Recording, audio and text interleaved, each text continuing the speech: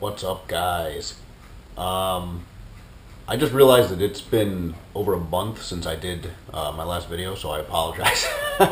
I guess it got away from me a little bit, but anyways, I decided to give up on the car. It wasn't working out, and I'm just gonna start parting it out, and that's a bunch of bull crap. I'm only kidding, but it's come a long way, so I've got a lot to show you guys. A lot has happened over the past month.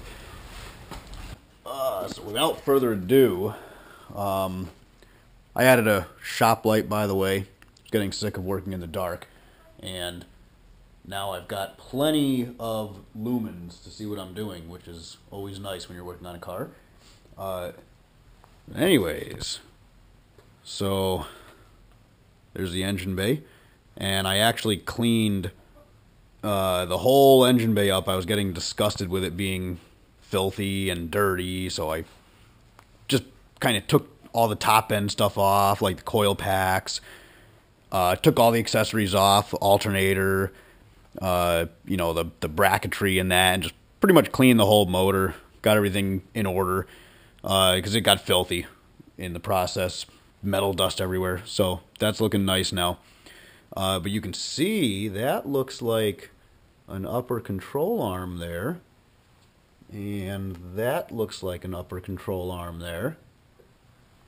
And if I could find my flashlight, which, here it is. So, we've got a steering rack now. We've got an installed cross member. We've got upper control arm. The power steering pump is actually brand new. Got the pulley back on. I've got a power steering line from a 4th gen LS1 Camaro, and actually I didn't even have to tweak it. That power steering line bolted right on just like that, which was nice. But got the turbo manifold on. That's actually an LS3 turbo manifold. I previously was using 4th gen manifold that I converted to the V-band flange, and that didn't quite fit with the Corvette crossmember, so I ended up finding out that an LS3 manifold is a very tight hugging manifold, and I just barely got that one to fit. As you can see right at this area here, it's a pretty close fit still, but it works. It looks worse than it is because of the header wrap. Before I put that on and I checked it, there's probably about a quarter inch, maybe a little less than a quarter inch of clearance there, but I don't see it being a problem. But anyways, we've got the makings of a suspension. It's definitely getting there. The A-arms, I cleaned them all up, got fresh Moog ball joints installed, top and bottom. Fresh energy suspension bushings on all 4 control arms. So everything's freshened up. The rack is actually a remanufactured Corvette rack. Added the little red energy suspension dust boots because the rubber ones, I never trust them. They last about a year and then they end up ripping open. Let me head over to the other side here. And this side, as you can see, I've got the light on, a little easier to see over here. But this side is all finished as well. And we try to give you an underneath view here. You can see the rack is all installed. Everything's in permanently. Power steering line.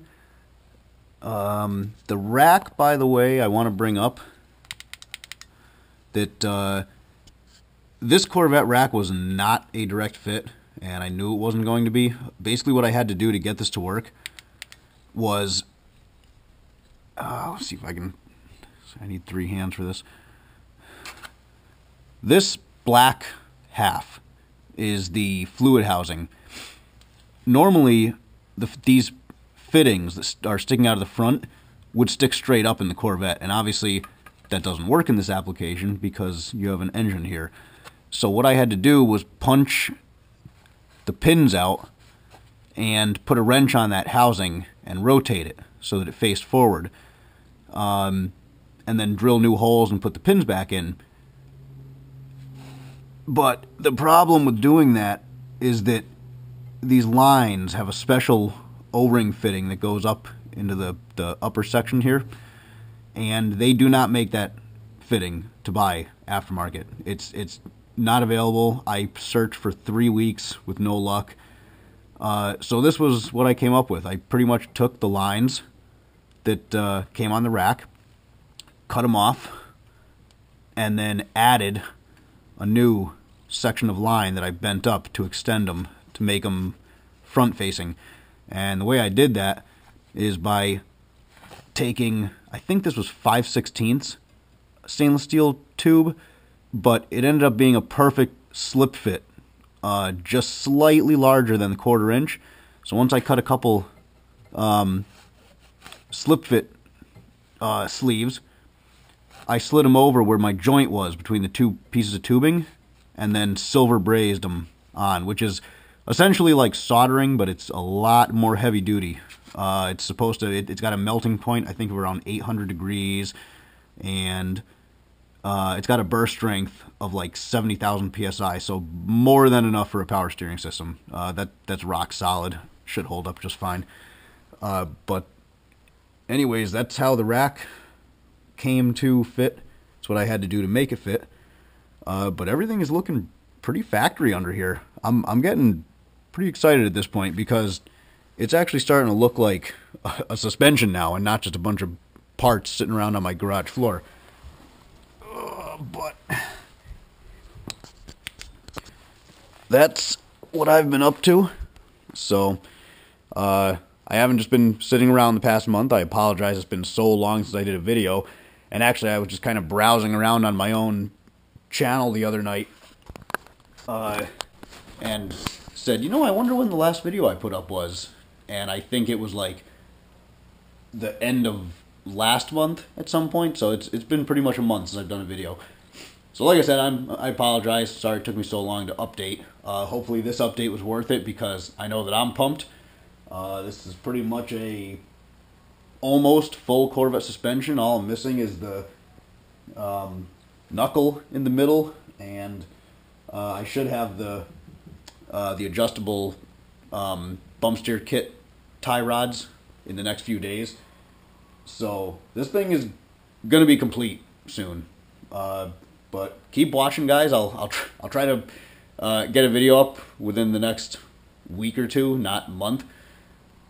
But yeah, keep watching, guys. And if you like what you see, subscribe. Again, thanks for the patience and thanks for watching the videos. Talk to you guys later.